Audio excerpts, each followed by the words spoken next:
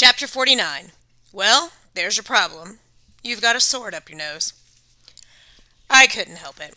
When I heard the name Thor, I thought about the guy from the movies and the comics. A big superhero from outer space with bright spandex tights, a red cape, Goldilocks hair, maybe a helmet with fluffy little dove wings. In real life, Thor was scarier, and redder, and grungier. Also, he could cuss like a drunken creative sailor. "Mother grubbin' scumbucket!" he yelled. Or something along those lines. My brain might have filtered out the actual language, as it would have made my ears bleed. "Where's my backup?" He stood chest deep in the flood near the opposite side, clinging to a scrubby brush that grew from a cliff. The rock was so smooth and slick there were no other handholds. The bush looked like it was about to pull free of its roots. Any minute, Thor was going to get flushed downstream, where rows of jagged rocks shredded the current in a series of cataracts, perfect for making a Thor smoothie. From this distance, through the spray of water and mist, I couldn't see much of the god himself. Shoulder-length red hair, a curly red beard, and bodybuilder arms protruding from a sleeveless leather jerkin. He wore dark iron gauntlets that reminded me of robot hands, and a chainmail vest Blitzen would have found very trendy. "Beard-burning son of a mud-lover," roared the god. "Otis, is that you? Where's my artillery? My air support? Where the hellhame is my cavalry?" "I'm here, boss," Otis called. "I brought 2 kids and a dead elf." "He's not dead," I said again. "A half-dead elf," Otis corrected. "What good is that?" Thor bellowed. "I need that giantess killed, and I need her killed now." "Giantess?" I asked. Marvin headbutted me. "That one, stupid." He nodded toward the waterfall. For a moment, the fog cleared from the tops of the cliff, and I saw the problem. Next to me, Sam made a sound like she was being garroted. Holy Heimdall! Those skyscraper pillars of rocks were actually legs. Immense legs, so gray and rough they blended in with the surrounding cliffs. The rest of the woman was so tall she made Godzilla look like a toy poodle. She made the Sears Tower look like a traffic cone. Her thigh-length dress was stitched together with so many animal hides, it probably represented the extinction of several dozen species. Her face, somewhere up there in that stratosphere, was as stony and grim as Mount Rushmore's president's, surrounded by a hurricane of long dark hair. She gripped the cliff tops on either side of the river as if straddling the torrent was hard even for her. She looked down, smiling cruelly at the little speck of thunder god caught in the current, then squeezed her legs closer together. The waterfall sprayed out between her shins in a highly pressurized current of liquid force.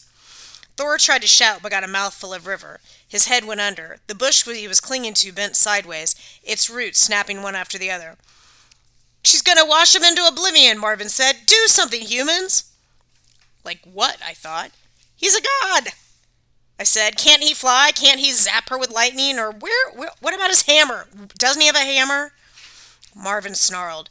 He was very good at snarling. "Gee, why didn't we think of that? If Thor could do any of those things without losing his grip and getting instantly killed, don't you think he would have done it by now?"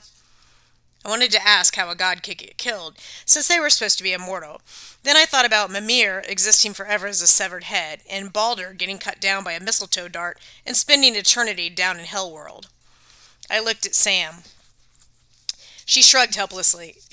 Against a giant that big, I've got nothing." Hearthstone mumbled into sleep. His eyelids were starting to flutter, but he wasn't going to be casting magic anytime soon. That left me with only one friend to call on. "Jack!" The sword hovered next to me. "Yeah?" "You see that massive giantess blocking the river?" "Well, technically speaking," Jack said, "I can't see anything because I don't have eyes. But yes, I see the giant."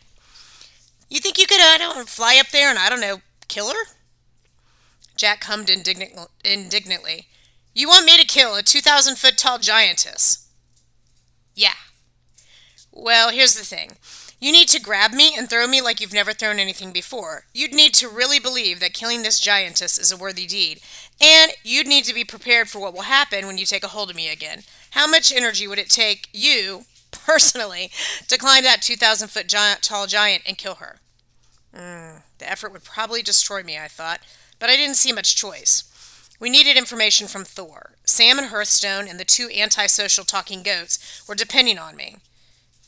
"All right, let's do it." I grabbed the sword. I tried to focus. I didn't care so much about saving Thor. I didn't even know the guy.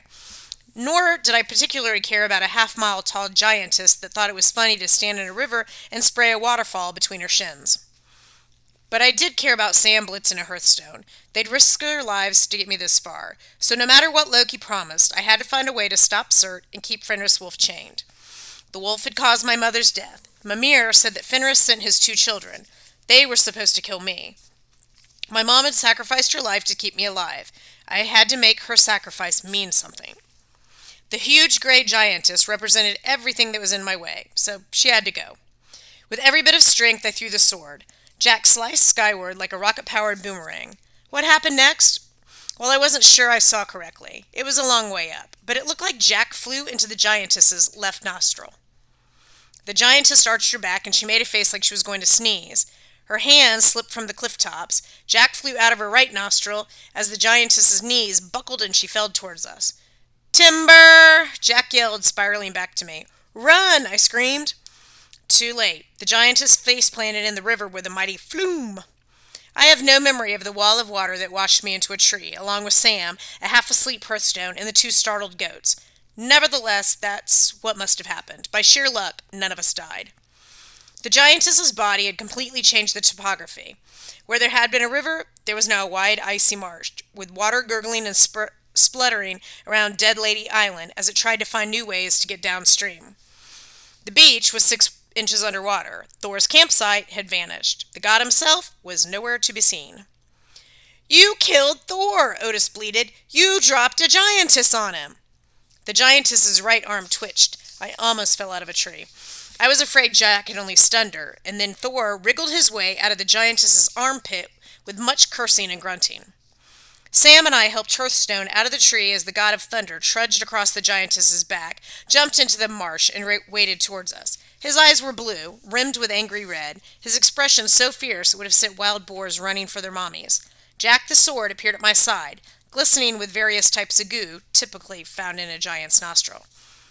"So, what do you think, Signor?" His runes glowed. "You proud of me?" "I'll answer that if I survive the next 2 minutes." The angry god stopped in front of me. Water dripped from his red beard onto his extremely large chain mail-clad chest. His pot-roast-sized fists were clenched with their iron gauntlets. "That," he cracked a grin, "was amazing!" He clapped me on the shoulder so hard he dislocated several joints. "Join me for dinner! We can kill Otis and Marvin!"